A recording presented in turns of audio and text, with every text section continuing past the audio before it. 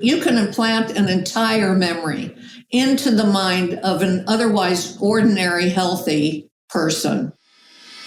Do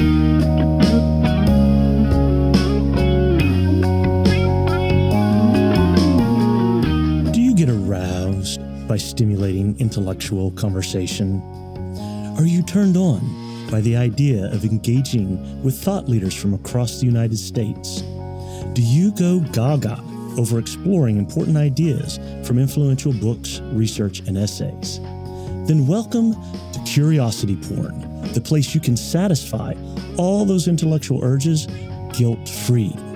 Your hosts are Dr. Guy Crane, Professor of Philosophy at Rose State College, and Professor James Davenport, Professor of Political Science at Rose State College. However, the views expressed here are solely the views of the hosts and their guests and do not reflect the views of Rose State College, its administration, faculty, or students. And now, here are James and Guy.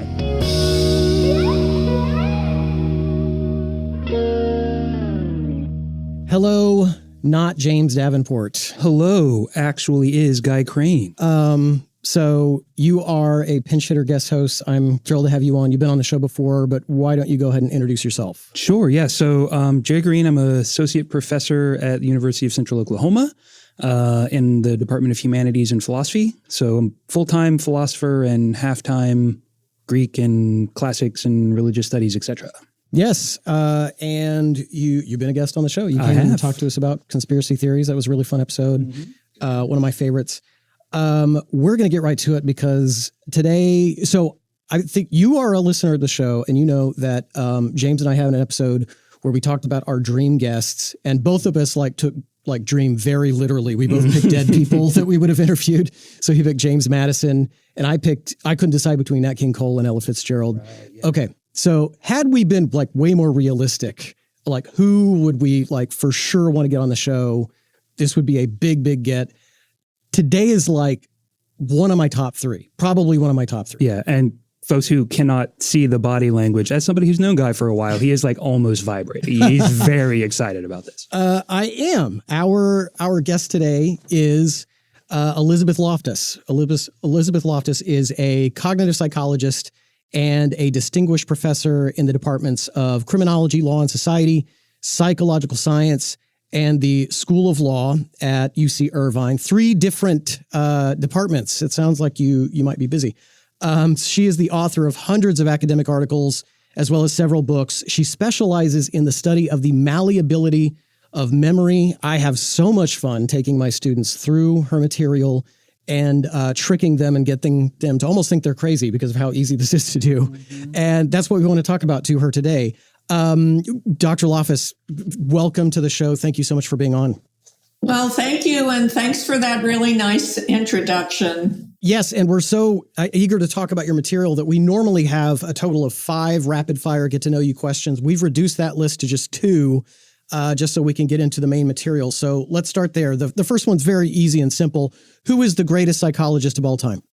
Oh my God. Well, that's really a tough one. I don't know that there is any, greatest psychologist, but I'll tell you 2 people whose work I have deeply admired for many, many decades are Kahneman and Tversky. Danny Kahneman, Amos Tversky.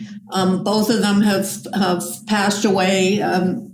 Amos died in the 90s and Kahneman most recently, but they just did brilliant work in cognitive psychology.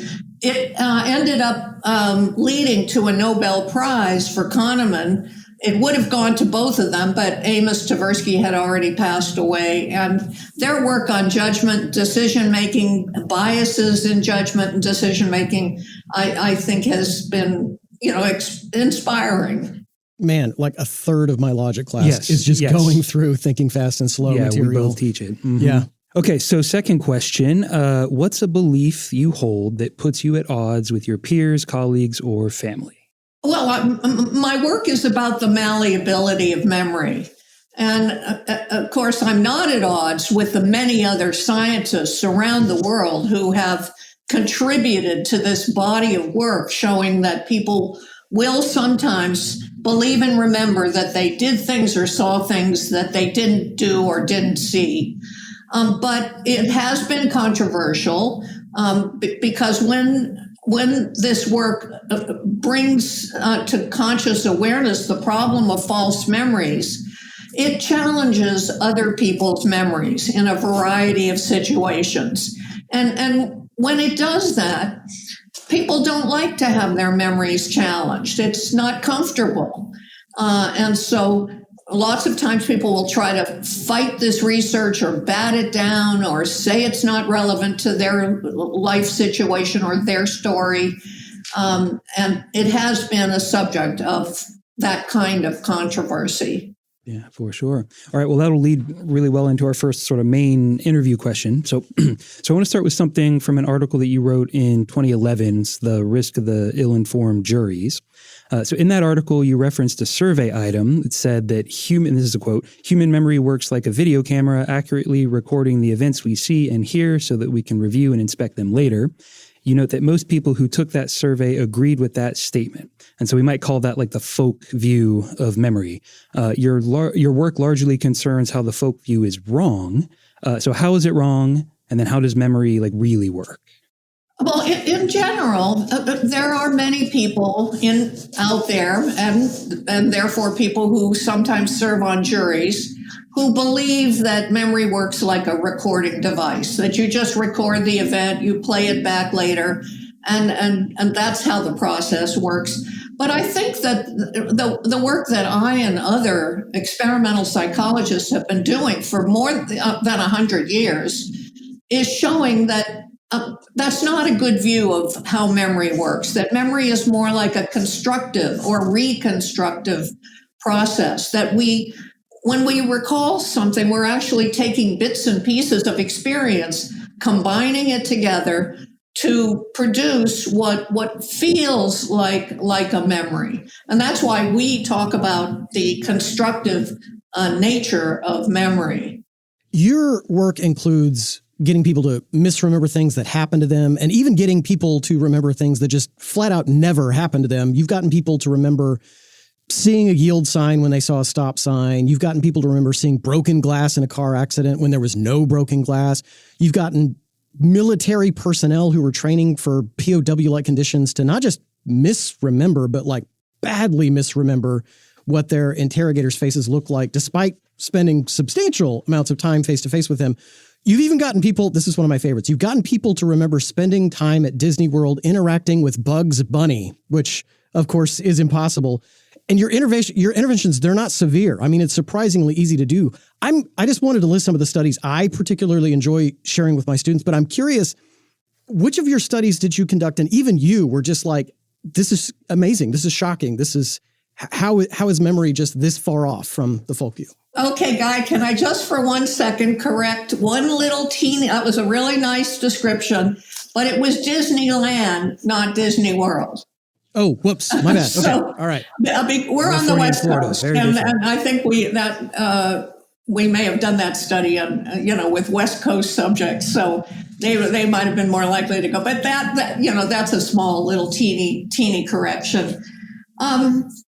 Well, I don't know that, I remember certain moments in life where I've been like kind of blown away with a result. I remember the first time a student of mine came back with a audio tape of his interview of his brother. This was kind of a pre-study anecdote for the Lost in the Mall study that we might have a chance to talk about. But this student convinced his brother that he'd been lost in a shopping mall in a particular place with particular family members present.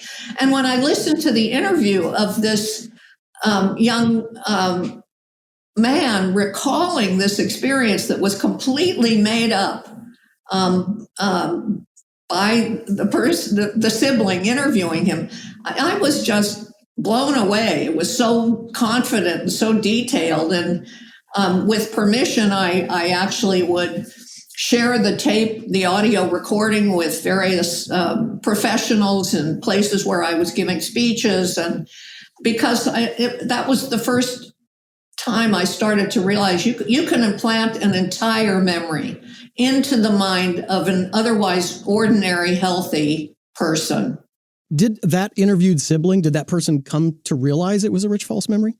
Well, yes. I mean, eventually, as happens in most studies, you debrief people and tell them, as we did in the actual Lost in the Mall study, we tell them that we had made up this story with the help of their relative, and it never happened, and we're sorry to deceive you, but we did it for the sake of science, and your behavior is very normal. We don't want them to feel like a sap. So we let them know that it wasn't a real memory.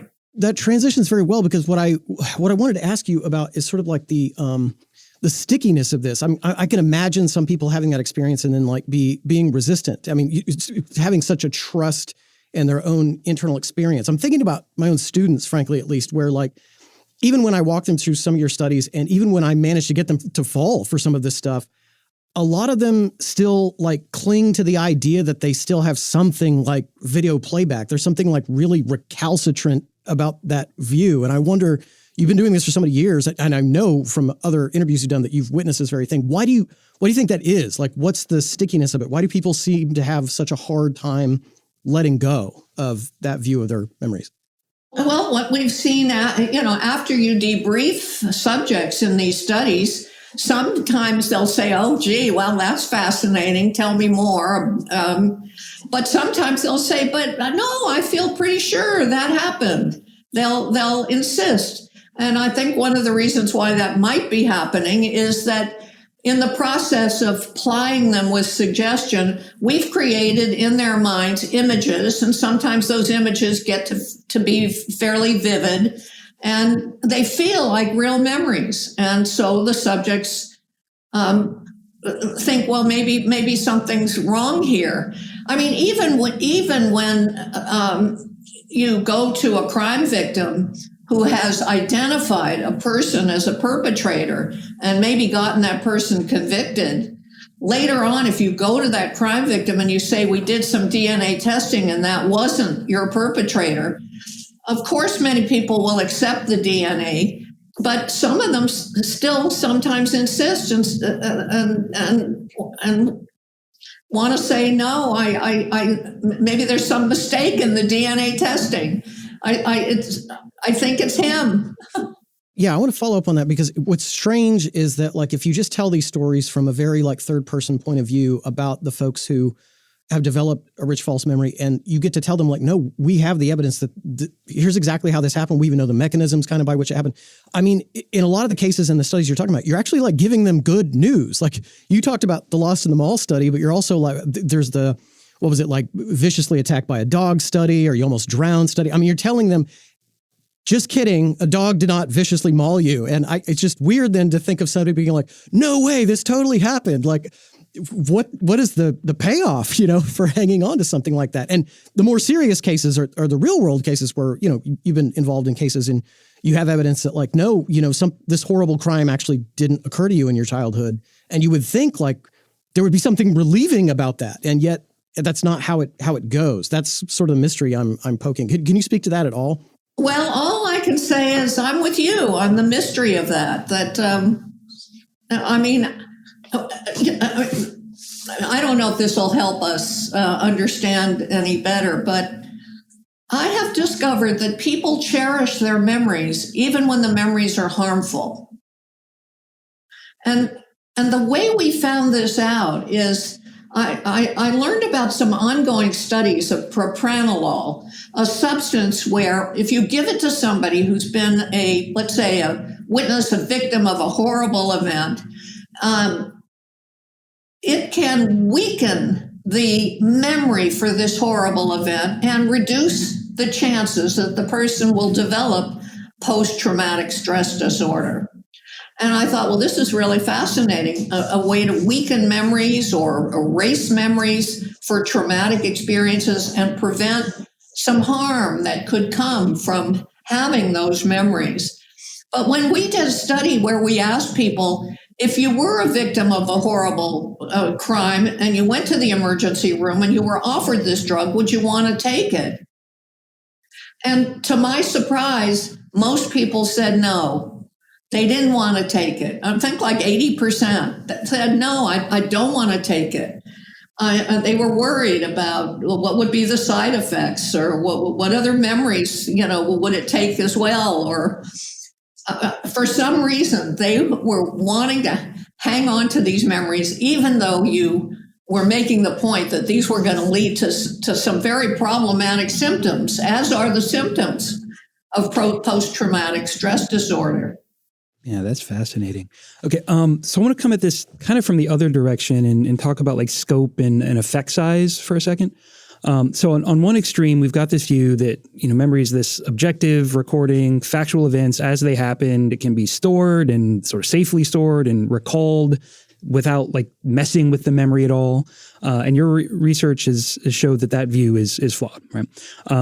But as I was skimming over, a number of these studies that we were looking at, I kept seeing like a effect range of like, 25, 30%. We're sort of showing these false memories.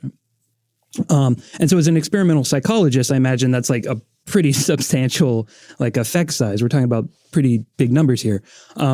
But as a philosopher, I'm like, well, okay, well, that's 75% are not doing it, or whatever. That's, there's still a lot of people who seem to be resistant. And so my question is, so like, what are the limits of this research? And maybe like, what's the more nuanced interpretation beyond the sort of other extreme, which would be like all memories are unreliable? Because I can imagine people sort of hearing this and sort of going too far the other direction and be like, hey, well, memory's just bad and we can't remember everything. But, right. So what's the more sort of sophisticated middle position? Like, how often is this actually happening? Well, first of all, there have been a number of papers that have tried to look at how often do people fall for these suggestions in these studies and develop a false memory or false belief. And there was one large, they call it a mega-analysis. It was done by some investigators in U.S. and Canada and Britain. I wasn't involved in this particular study. And they looked across a lot of studies where very rich false memories had been planted in the minds of people, like you had an accident at a family wedding, or maybe were attacked by an animal.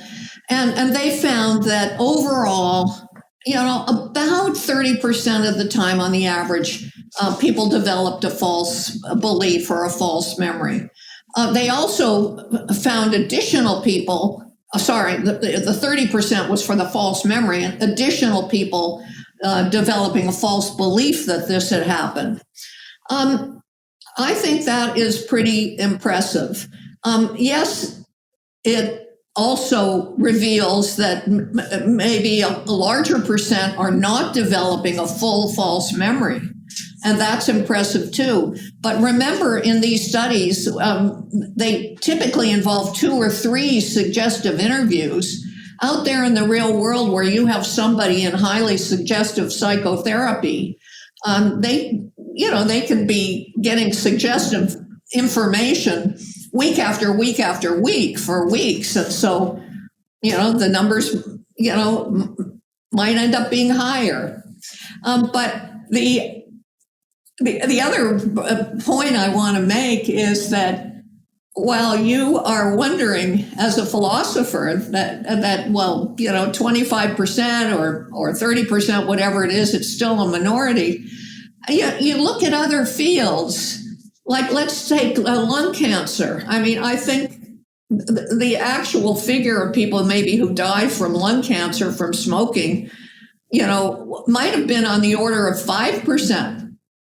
It doesn't mean it's not important and that we don't care about those 5%, or we don't, we would like to do something to reduce the frequency with which this awful outcome is happening to people. Dr. Loftus, listeners to this podcast are well aware that we have a perennial interest in the Satanic Panic of the 80s and 90s. You were directly involved in a couple of ways you've got kind of a hand in the daycare scandal side of things because you consulted for the infamous McMartin preschool trial. Also, you have been probably more thoroughly involved in the recovered repressed memory idea that was prevalent at the time. I definitely want to get to the repressed memory stuff, but can we at least touch on the McMartin trial first? This was a trial that lasted for years, included wildly fantastic claims of supernatural events. As a matter of court record, people can go listen to our other Satanic Panic episode about that if they're interested in. And even Lawrence, Pastor Michelle Smith of the authors of Michelle Remembers were involved early on in this case. I mean, this was a hotbed, kind of a flashpoint in some ways for a lot of the Satanic Panic. Can you talk about your involvement in the case? How did you get involved and what did you do? Well, first of all, the first arrest, I think, was in the early mid 1980s.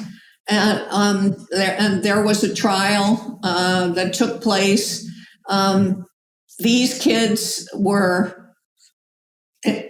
led to tell these incredible stories of all kinds of horrible things that happened to them. There were acquittals for most of the defendants, but some hung juries. So there was a new trial a few years later. I was contacted by the defense to talk with them about the suggestive activities that had gone on that could have led some of these kids to utter the stories that these rather implausible stories that they were telling. So I was a consultant in the case, consulting with the defense attorneys in the case. I did not actually testify in those trials, but I certainly followed them closely. And the tactics that were used, particularly by the so-called professional interviewers who were interviewing these kids, were just, I think, pretty outrageous. And when they were studied by a Texas psychologist and put into an examination and an actual empirical study, that Texas group showed that it was very easy to mislead kids using these particular tactics. So now what happened is, of course, that McMartin case spawned little mini McMartins all over the country. So you had, Kelly Michaels in New Jersey and Dale Akiki in San Diego and cases in Wenatchee, Washington eventually, and in Minnesota, and lots North Carolina, and lots of other horrible things, happening after kids were led through these highly suggestive interviews. And, that of course is interesting, but keep in mind, these kids were kids. They're 3 or 4 or 5 years old. What we would come to learn later is that you could do some similar things, slightly different things, but still highly suggestive with adults and get them to tell also pretty extraordinary stories. So you were more involved in a later controversy about claims of therapy patients recovering repressed memories of satanic ritual abuse, among other things that developed. So this is the kind of catalyst for what has been called the memory wars. So tell our listeners, what was the memory wars, what was happening at the time, and what was your involvement in that? First of all, I had, at the time, just before the memory wars erupted, I had been doing experiments on memory and memory distortion. I had occasionally been testifying in court cases, sometimes murder cases or robbery cases, where there was no issue usually about the crime. It happened. Somebody was robbed, somebody was killed. But the question was often who did it. And then in around 1990, I got a call from a lawyer representing a client who was accused of murdering a little girl 20 years earlier based on nothing other than the alleged repressed and recovered memory of his daughter. This is the trial of George Franklin. And Franklin was now being prosecuted for this murder based on this repressed memory claim.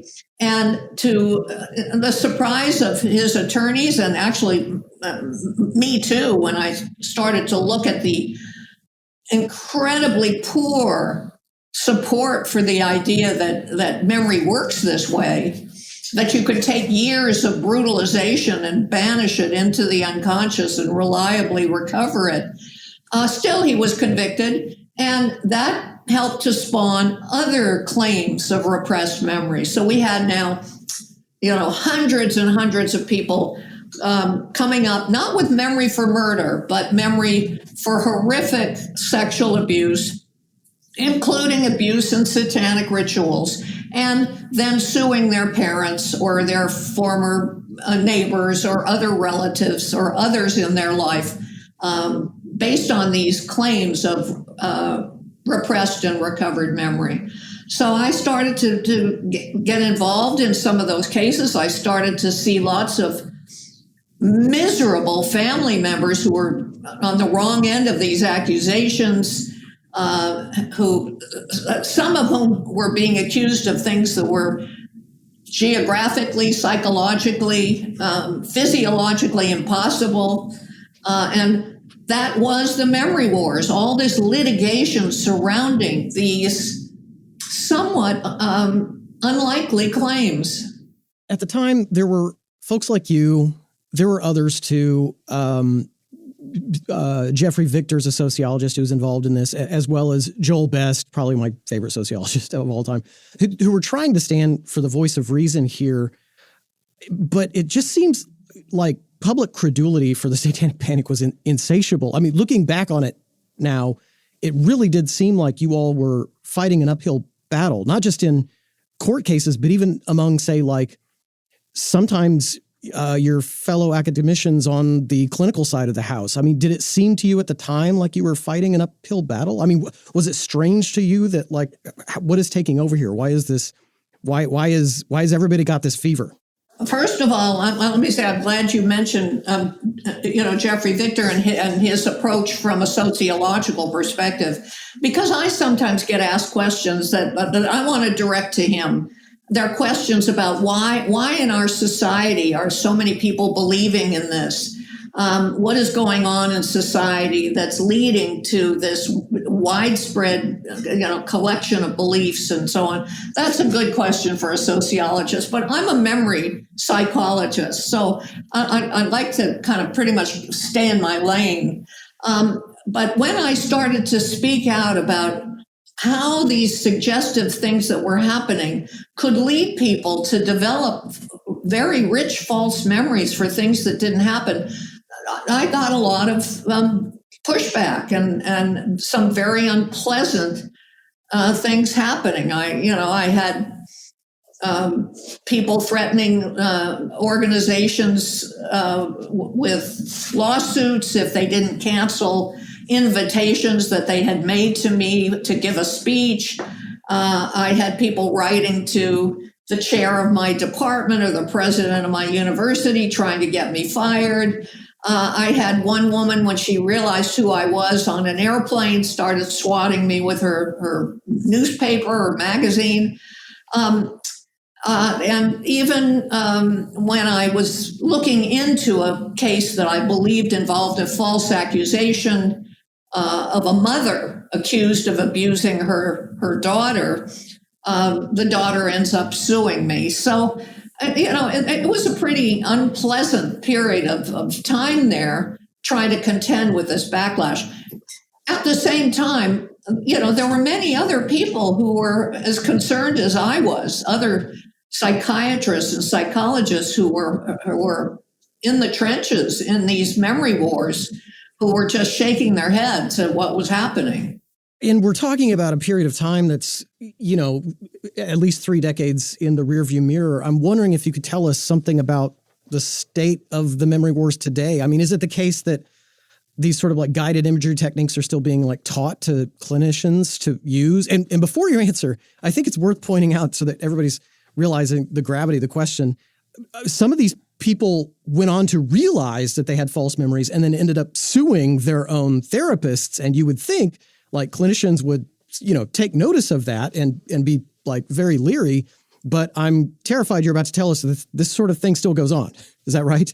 Well, I'm glad you mentioned the retractors because they're a very interesting group of people. These are people who usually went into therapy. Maybe they were depressed, or they were anxious, or they had an eating disorder, and they ended up with this therapy that led them to have a new problem. That these memories for horrific abuse, sometimes satanic ritual abuse, sometimes abuse that turned them into what they thought were multiple personality patients. And at some point, they realized their memories were false. How does that happen? I mean, as a memory psychologist, I'm quite fascinated in how that happens. And one way that was happening is their health insurance ran out, so their therapist wouldn't get paid anymore and stopped seeing them, and so this suggestive lever that was propping them up was no longer there, and they just started to realize, hey, there's something wrong with this. Many of them sued their former therapists, and so you started in the mid and late 90s to see these very large jury verdicts and settlements against the psychotherapists who were accused and now found liable for planting false memories. And that, of course, was front page news on the Psychiatric Times. So yes, mental health professionals started to say, wait a minute, maybe we should be a little bit more cautious. Today, how often are therapists using guided imagery or suggesting to their patients that history of abuse is the root of their problems and they have to dig it out in order to cure themselves? I don't know. I haven't seen I've certainly seen some surveys that suggest that the memory wars aren't over.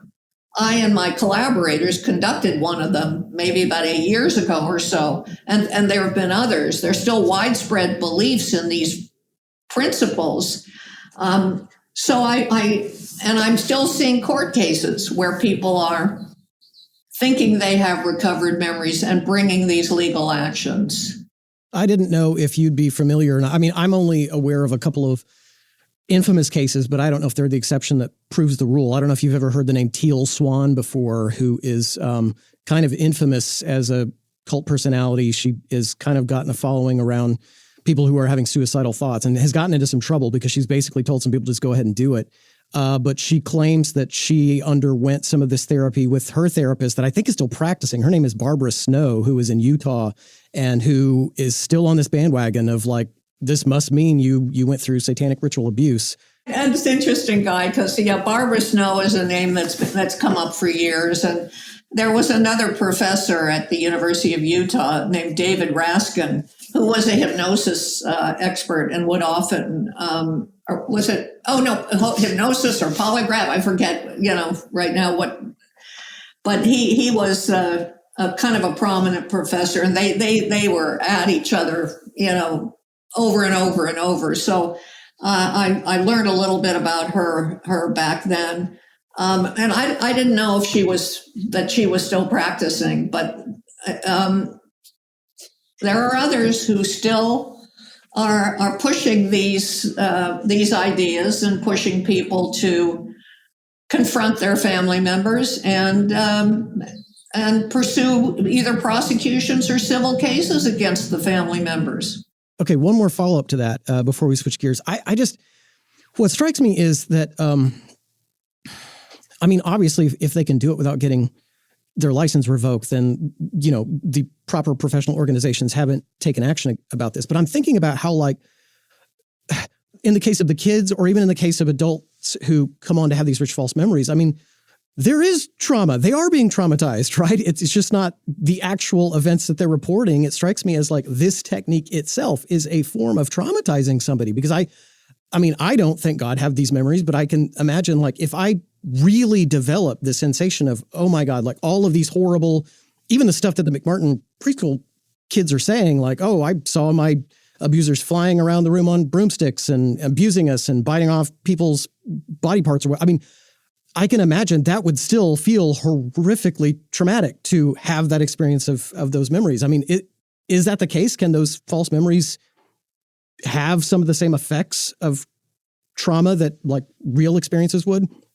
This is an old paper, and so I'm having to rely on memory, and we know how that is. But the Crime Victims Compensation Fund in the state of Washington, some people who worked for the Crime Victims Compensation Fund were getting concerned that we were starting to see these recovered memory patients who were applying for money after they had gone into therapy and started to develop these really wild memories of all kinds of horrific prolonged abuse. And in an analysis that was done and published about 20 or 25 years ago or more, it was shown that these individuals who'd gone through this process and collected crime victims' compensation money to pay for this therapy ended up, having high rates of losing their jobs, getting hospitalized for mental health issues, getting divorced, all kinds of miserable consequences. It led me to really see the harm that these accusations can do. I'd been thinking about the falsely accused and their extended family and friends, but the harm it can do to the patients themselves. Okay, well, that's a nice segue. So going back to the sort of public perception of some of your work. So you've been involved in several high-profile criminal cases in various capacities, including like celebrities like Michael Jackson, Martha Stewart, et cetera. And many of these defendants have been sort of rather unsavory characters. And there's been, public backlash in some cases. But as I was listening to your TED Talk, I got the sense, which you sort of just mentioned, that you're really concerned about the dangers of falsely convicting the innocent. And so maybe this is more like an ethics question than the psychology question, but I just wanted to know what you have to think about, the legal system and the role of evidence, and in particular, the role of expert testimony in the legal system. You've raised this, very interesting issue about, where do we put our criteria? There are two mistakes the legal system can make. They can acquit guilty people, and they can convict innocent ones. So those are the two mistakes. And we're all going to be a little bit different in terms of how we value the importance of those mistakes. I just happen to be somebody who has massive concern for the wrongly accused and the wrongfully convicted. And so when Blackstone, the famous Blackstone maxim that you sometimes hear, it's 10 times worse to convict an innocent person than to acquit a guilty one. Whatever your number is, it's going to be different for different people. So, I know where I stand in that dilemma, and you can decide where you stand. So now, with that, I forgot the rest of your question. Where should I go with this idea that so I testify in court cases, and I don't say whether somebody's guilty or innocent. I just talk about memory, the science of memory, and how people can sometimes develop false memories, and it's up to the jury or judge or trier of fact to decide how they want to apply it to the particular case. Yeah, and I imagine it must be hard to keep those boundaries of this is all I'm here to say, this is what I'm the expert on. I imagine you get pushed or misinterpreted. People think you're trying to say a lot more than you really want to. You are absolutely right. They say that she's there to say that the memory is false. I'm not. Without independent corroboration, you can't know whether you're dealing with an authentic memory or one that's a product of some other process. But mind you, the prosecution is often putting somebody on the stand to say that they believe the memory is real. And even if they aren't allowed to say those words, they say it in another way that essentially means that, implies that, insinuates that. They'll say, her behavior is completely consistent with someone who was abused in exactly the way she's describing. And so sometimes I'm involved in a court case to to refute what I think is an improper claim on the part of a prosecution expert. You mentioned this as well, but you've dealt with some pretty big sort of legal and professional costs as part of your research and your testimony. So you've been sued, you've been had talks canceled. I didn't know about being accosted with a magazine on an airplane. I forgot about that. So how have these experiences shaped how you think about like academic freedom and the role of academics in public discourse? I'm kind of surprised in a way that even intelligent people who want to scream at me for being an expert witness in the case of the defense of somebody who's unpopular, and they want to cancel you or yell at you or complain about you. I mean, these sometimes are people who are law students or faculty in law schools. Whatever happened to the presumption of innocence? Whatever happened to the right of everyone to have a defense, and not just a lawyer, but a meaningful defense to a prosecution against them? People throw out their principles, these fundamental constitutional principles, when it comes to an unpopular defendant. And it bothers me every time this happens. I'd like to switch gears because, I mean, I'm fascinated with this stuff in the past, but in the past 5 years or so, we've just seen an explosion of the development of technological advancements that for sure can raise concerns about the quality of our memories. I'm thinking about things like artificial intelligence, that, we can create images that are nearly indistinguishable from, a photograph taken in an actual event. We can recreate people's voices. I have recently taken an AI class that we are offering at the college, and even me playing around with some of these tools, it's almost creepy the degree to which these things can reproduce seemingly real things that just are completely fabricated. You have decided this is a new thread in your research. You want to figure out how this might affect our ability, even collectively, to have accurate, or more terrifyingly, not accurate at all, memories. One study I'm familiar with that you did, you used AI to edit images and then showed that to people, and that affected some of their memories. Can you talk about that study? Well, first of all, I want to give credit where the credit really belongs, and that is with the MIT Media Lab. So I was invited to give a talk about my work on memory distortion and false memories to the MIT Media Lab. Patty Mays and her lab, her collaborators, and one of it's a fascinating place with brilliant people working, and it led to a kind of a collaboration between the Media Lab members and me to look at the extent to which AI and large language models can modify somebody's memory.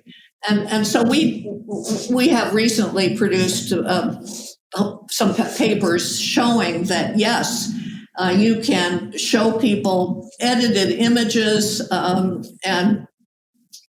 things that, or even something along the lines of like a deep fake, and you can get people to remember things in line with the edited version.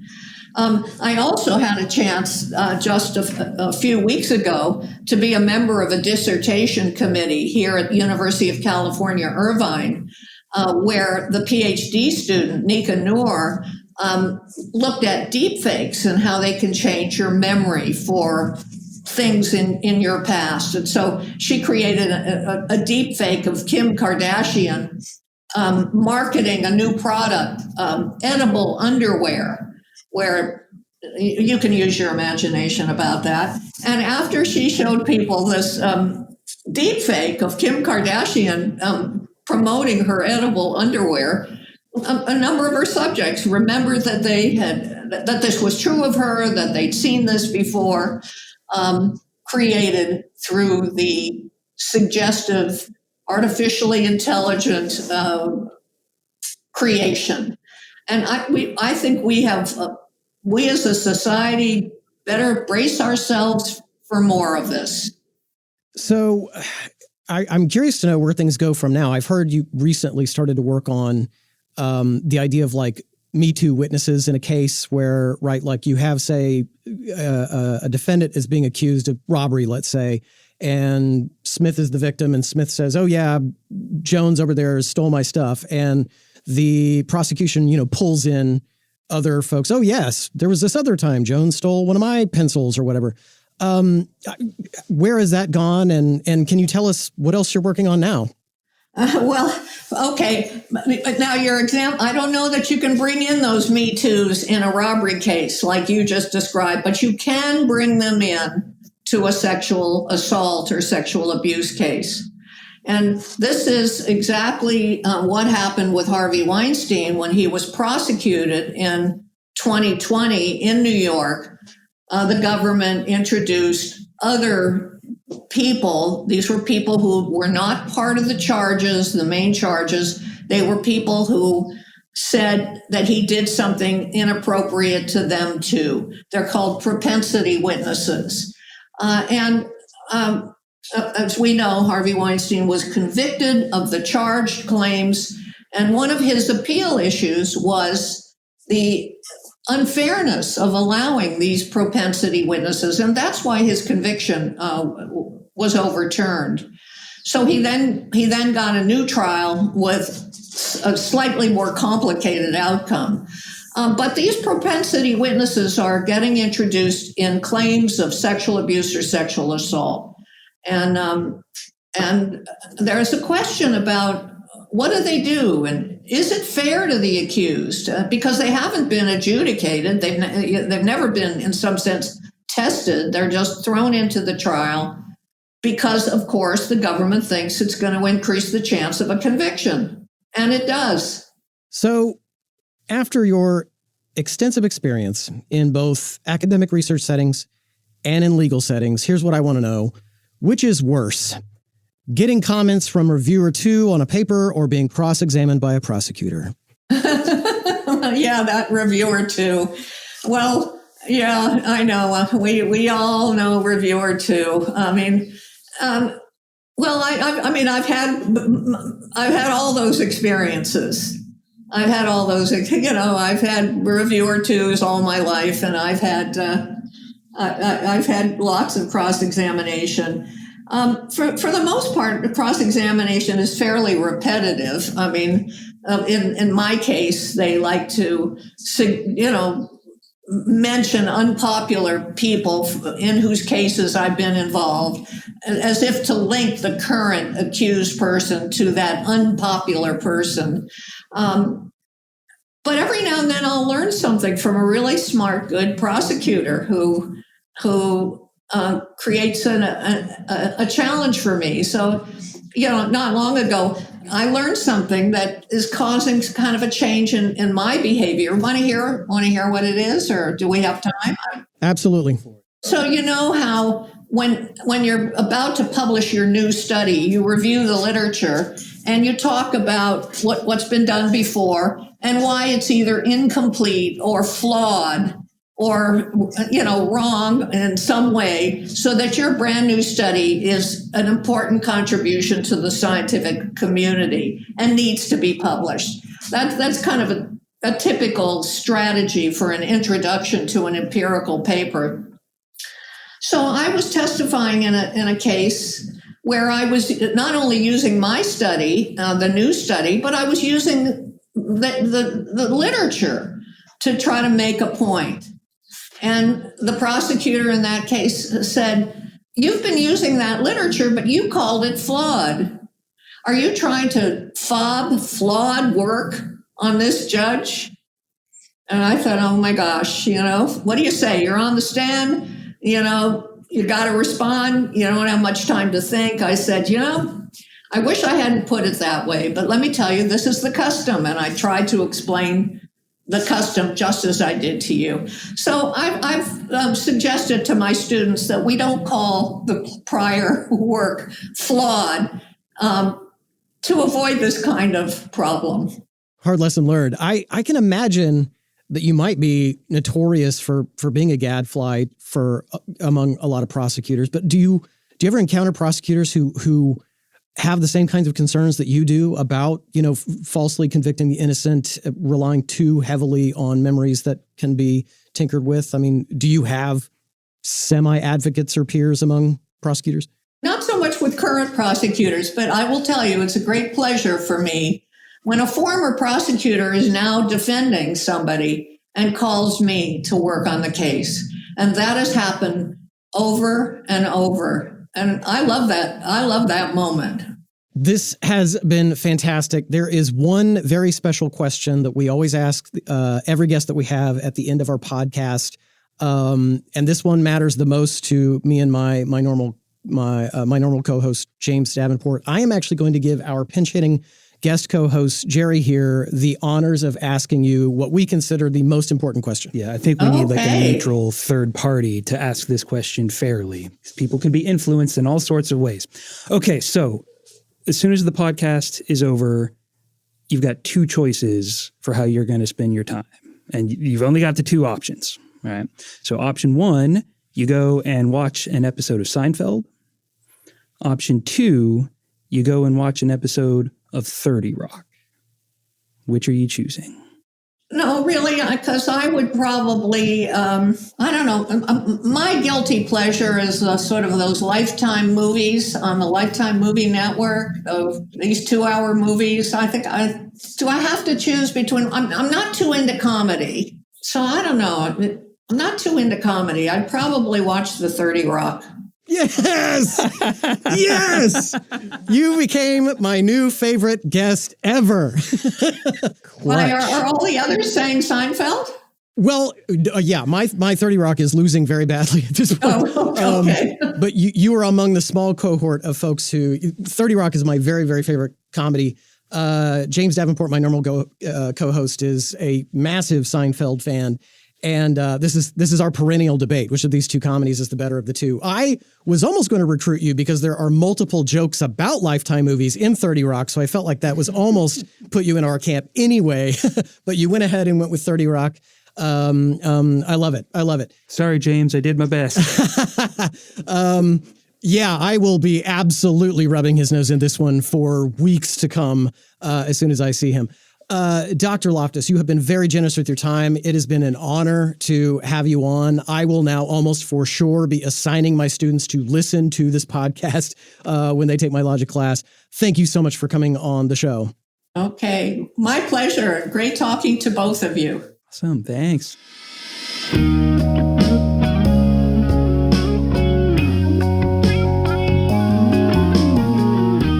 Thanks for listening to Curiosity Porn with the two best intellectual pole dancers in the United States, Dr. Guy Crane and Professor James Davenport. If you'd like to share a comment about today's episode, suggest a guest or topic, or just leave a compliment or complaint, you can reach us at curprn@gmail.com. We hope to hear from you.